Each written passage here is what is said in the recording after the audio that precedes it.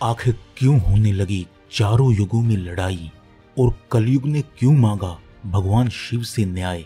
तो दोस्तों, आज की वीडियो बहुत ही इंटरेस्टिंग होने वाली है, तो इस वीडियो को पूरा अंत तक जरूर देखिएगा। इस वीडियो में हम जानेंगे कि आखिर चारों युगों की लड़ाई क्यों हुई और कलयुग भगवान शिव से क्या न्याय मांगता है। तो दोस्तों, अंत तक इस वीडियो को जरूर देखिएगा ताकि आपके मन में कोई संदेह ना रहे। तो चलिए बिना देरी किए वीडियो शुरू करते हैं और आपको बताते हैं चारों युगों के लड़ने की कहानी। दोस्तों, कहा जाता है कि एक समय चारों युग यानी सतयुग, द्वापर युग, त्रेता युग और कलयुग चारों भाई साथ बैठे हुए थे और इन चारों का आपस में इस बात पर विवाद हो जाता है कि हम में से सबसे बड़ा कौन है। चारों युग अपने आप को सर्वश्रेष्ठ बता रहे थे, लेकिन इस बात का निर्णय कौन करेगा, इस बात पर चारों युग आपस में झगड़ने लगे। फिर चारों युगों ने यह तय किया कि हम आपस में फैसला नहीं कर सकते, तो उन्होंने ये फैसला किया इसका निर्णय स्वयं भगवान भोलेनाथ करेंगे। ऐसा फैसला करके चारों युग कैलाश पर्वत के लिए निकले और भगवान शिव से मिलने के लिए कैलाश पर्वत पहुंचे। भगवान शिव ने उन चारों को आदर पूर्वक अपने दरबार में बिठाया और उनसे कैलाश पर आने का कारण पूछा। उन्होंने कहा कि आप स्वयं समय का चक्र हैं और स्वयं समय हैं, फिर क्या ऐसा कारण है कि आपको हमारे पास आना पड़ा। इस पर चारों युग कहते हैं कि हे सृष्टि के रचयिता, हम चारों के बीच एक विवाद उत्पन्न हो गया है और हम उस विवाद को सुलझा नहीं पा रहे, इसलिए हम आपके पास आए हैं। हम आपसे निवेदन करते हैं कि आप हमारा फैसला करें और बताएं कि हम चारों में से महान कौन है और हम चारों में सर्वश्रेष्ठ कौन है। भगवान शिव कहते हैं कि इसका निर्णय तभी होगा जब तुम चारों हमें अपना निर्णय बताओगे। तब भगवान शिव सतयुग से कहते हैं कि पहले आप बताइए कि आप कैसे बड़े हुए। तब सतयुग भगवान शिव से कहता है कि देखिए प्रभु, मेरी आयु इन सबसे अधिक है। मेरी आयु लगभग 17,80,000 वर्ष है और ये तीनों युग मुझसे बहुत छोटे हैं, इसी कारण मैं उन सबसे अधिक लंबा हूँ। तभी कलयुग बीच में बोल पड़ा कि हे प्रभु, कोई भी व्यक्ति अपनी उम्र से बड़ा नहीं हो सकता, व्यक्ति गुणों से भी बड़ा होता है, ऐसा मैंने सुना है। भगवान शिव ने कलयुग की बात को सही मान लिया और सतयुग से कहा कि सतयुग, तुम ऐसे बड़े नहीं हो सकते। इसके बाद जब त्रेता युग से पूछा गया तो उसने कहा कि मेरे काल में ही भगवान मर्यादा पुरुषोत्तम श्री राम का अवतार हुआ, जिन्होंने पूरे विश्व को मर्यादा का पाठ पढ़ाया। और यदि बलवानों की बात करें तो कुंभकर्ण, रावण जैसे योद्धा भी मेरे ही शासन काल में हुए थे। जब द्वापर युग ने ये सुना तो द्वापर युग ने कहा कि हे प्रभु, ये दोनों बड़े बन रहे हैं, लेकिन ये दोनों बड़े कैसे हो सकते हैं। आप तो जानते ही हैं कि मेरे शासन काल में भगवान श्री कृष्ण जैसे अवतार पैदा हुए, जो 16 कलाओं से परिपूर्ण पर ब्रह्मा थे। इतना विशाल रूप भगवान विष्णु भी नहीं दिखा सकते थे जितना विशाल रूप उन्होंने दिखाया। और अगर योद्धाओं की बात करें तो मेरे ही शासन काल में जरासंध, कंस, भीष्म पितामह और 5 पांडव भी मेरे ही शासन काल में हुए और स्वयं भगवान बलराम भी मेरे ही शासन काल में हुए थे। तो कौन सा योद्धा उनके योद्धाओं से कम था। तो हे प्रभु, मैं उन सब में बड़ा हूं। तब कलयुग ने कहा कि हे प्रभु, मैं उनकी बात स्वीकार करता हूं, लेकिन उनके शासनकाल में जितने भी योद्धा, जितने भी अवतार पैदा हुए, वो अपने अपने समय के सर्वश्रेष्ठ थे। लेकिन मेरा शासनकाल सबसे अच्छा है, क्योंकि मेरे युग में मनुष्य को कोई कष्ट नहीं हो सकता। अच्छाइयों और नई तकनीकों से भरा हुआ ये युग सर्वोत्तम है। जब भगवान शिव ने इन चारों की बात सुनी तो मन ही मन सोचने लगे कि इनका निर्णय कैसे किया जाए। पास ही माता पार्वती बैठी थी।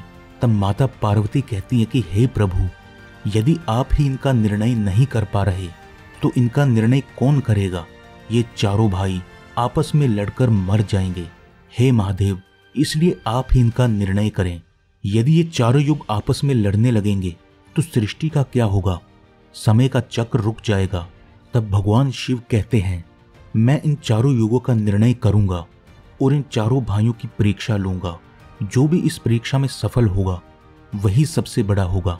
तब सतयुग ने कहा, ठीक है भगवान, आप जो भी परीक्षा लेना चाहें ले लीजिए, मैं सब में बड़ा बनूंगा। चारों युग इस बात के लिए मान गए। तब भगवान शिव ने एक सैकड़ों टन वजन का एक लोहे का बर्तन लिया और उसे कैलाश पर्वत के नीचे तलहटी पर रख दिया और साथ में चावलों का ढेर लगा दिया।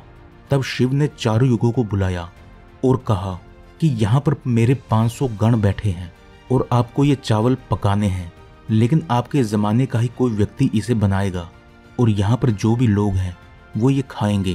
तो सबसे पहले भगवान शिव ने सतयुग से कहा कि तुम एक व्यक्ति को बुलाओ और उसे भोजन बनाने के लिए भेजो और हम सभी यहीं पर खड़े होकर ये सब देखेंगे। तो भगवान शिव की बात सुनकर अपने युग का एक अत्यंत बलशाली योद्धा उत्पन्न किया और कहा कि बेटा, इन चावलों को बनाओ और भगवान शिव के सभी गणों को खिलाओ। सतयुग का मनुष्य अपने महाराज की आज्ञा सुनकर चलता है और देखता है कि सैकड़ों टन का वो बर्तन है, लेकिन वो सतयुग का व्यक्ति था और अत्यंत बलशाली। उसने एक बहुत बड़ी भट्टी खोदी और भट्टी खोदने के बाद लकड़ी तोड़कर लाया और आग जलाई। फिर उसने एक हाथ से वो बहुत भारी बर्तन उठाया और भट्टी पर रखकर चावल बनाना शुरू किए।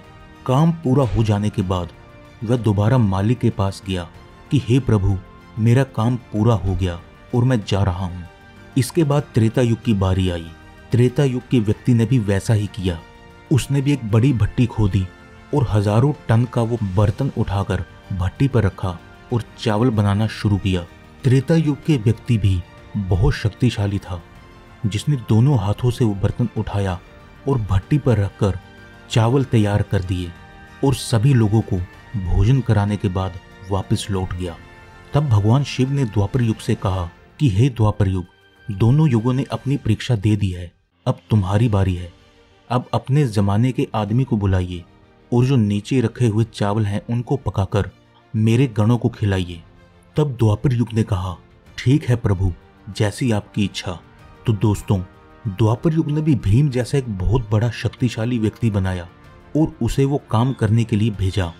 वहां पहुंचकर उसने देखा कि बर्तन आकार में कुछ बड़ा है और इसे उठाने के लिए अपनी सारी ताकत का इस्तेमाल करना होगा। लेकिन उसने भी भट्टी खोदी और लकड़ियों का इंतजाम किया और पूरी ताकत लगाकर दोनों हाथों से उसे उठाया। इस काम के लिए उसे बहुत मेहनत करनी पड़ी, लेकिन पूरी ताकत से उसने बर्तन को उठाकर जैसे तैसे भट्टी पर रख दिया और नीचे से आग लगा दी। फिर चावल पकाकर उसने शिव के सभी गणों को खिला दिया। काम पूरा होता देख द्वापर ने उसकी पीठ थपथपाई और कहा, अब तुम जा सकते हो। अब भगवान कलयुग से कहते हैं कि अब तुम्हारी बारी है और जो तुम ये बर्तन देख रहे हो ये हजारों टन का है और यही रहेगा, इसका वजन कम नहीं होगा। लेकिन आपको परीक्षा देनी होगी। आप ये मानने को तैयार नहीं थे कि आप सबसे छोटे हैं और आपके युग में आदमी की उम्र भी 100 साल ही है। सतयुग में मनुष्य की आयु 1 लाख वर्ष, त्रेता युग में 10,000 वर्ष और द्वापर युग में 1000 वर्ष की थी। और हे कलयुग, तुम्हारे राज में आयु कम होने के साथ मनुष्य भी छोटे होते हैं। तब कलयुग ने भगवान शिव से कहा कि हे प्रभु, मैं आपकी बात से सहमत हूँ, लेकिन आप मुझे पहले से ही इस तरह निराश ना करें। आप न्यायाधीश हैं और आपने सबको परीक्षा का मौका दिया है, इसलिए मुझे भी परीक्षा देने का मौका दें। अगर हम ऐसा नहीं कर पाए तो हम अपनी हार स्वीकार करेंगे। ये सब बातें सुनकर तीनों युग हंसने लगे। उनकी बातें सुनकर भगवान शिव भी आश्चर्यचकित हो गए और वो सोच रहे थे कि क्या कलयुग का मनुष्य इतना भारी बर्तन उठा पाएगा। तभी कलयुग ने एक मनुष्य को जन्म दिया। वह बहुत बुद्धिमान और विचारशील था और उस व्यक्ति की रचना करने के बाद कलयुग ने उससे कहा कि बेटा, तुम्हें अपनी शक्ति दिखानी होगी और यदि तुम इसमें असफल हो गए तो मैं सबसे छोटा हो जाऊंगा। उस व्यक्ति ने अपने महाराज से कहा कि आप इस बात की चिंता ना करें, आप अगर ऐसे 1000 बर्तन भी हमारे सामने रख दें, बड़ी बात नहीं है। जब तीनों युगों ने उस व्यक्ति की बातें सुनी तो वो हंसने लगे। उन्होंने कहा कि ये छोटा सा व्यक्ति जिसकी ऊंचाई मात्र 3 हाथ है, वह क्या कर लेगा, जबकि हमारे जमाने में ऊंचाई बहुत अधिक हुआ करती थी। तब कलयुग कहता है कि तुम बस देखते रहो, मैंने अपना लड़का भेज दिया है। कलयुग का आदेश पाकर वो तेज दिमाग वाला व्यक्ति उस तलहटी में आया, लेकिन उसने देखा कि बर्तन का वजन बहुत है और वो उसे उठा नहीं पाएगा। तो उस व्यक्ति ने अपना दिमाग लगाया। उसने नई भट्टी खोदने की बजाय बर्तन के नीचे ही मिट्टी को खोदना शुरू किया और भट्टी तैयार कर दी और लकड़ी को जलाकर उसमें चावल और पानी डालकर कुछ ही देर में चावल तैयार कर दिए। जब चावल पक गए तो उसने भगवान शिव के गणों को एक पंक्ति में बैठाया और उनमें से 4 को अपनी सहायता करने के लिए बुलाया। वो व्यक्ति एक तरफ बैठ गया और उन 4 गणों ने सभी को भोजन करवाया और अंत में उस व्यक्ति ने उन 4 को भी भोजन कराकर अपना काम पूरा किया। ये देखकर शिव और तीनों युग आश्चर्यचकित रह गए। तब कलयुग भगवान शिव से कहता है कि आप ही निर्णय करें कि हम में से बड़ा कौन है। भगवान शिव मन ही मन सोचने लगे और सोच विचार कर उत्तर दिया, क्योंकि मैंने तुम 4 की परीक्षा देख ली है कि जब सतयुग का मनुष्य आया तो उसने अपनी शक्ति का प्रयोग किया, उसी प्रकार त्रेता युग की बारी आई और उस व्यक्ति ने भी ठीक वैसा ही किया और इसी तरह द्वापर युग के व्यक्ति ने भी किया। लेकिन कलयुग के इस व्यक्ति की बुद्धि बहुत तेज है। उसकी बुद्धिमता से उसने अपने 4 गणों को सहायता के लिए बुलाया और स्वयं बैठा रहा। ये बहुत बुद्धिमान व्यक्ति है और कलयुग बुद्धिमान लोगों का ही युग होगा। तब भगवान शिव ने तीनों युगों से कहा, तुम सब इसी प्रकार से शासन करते आए हो।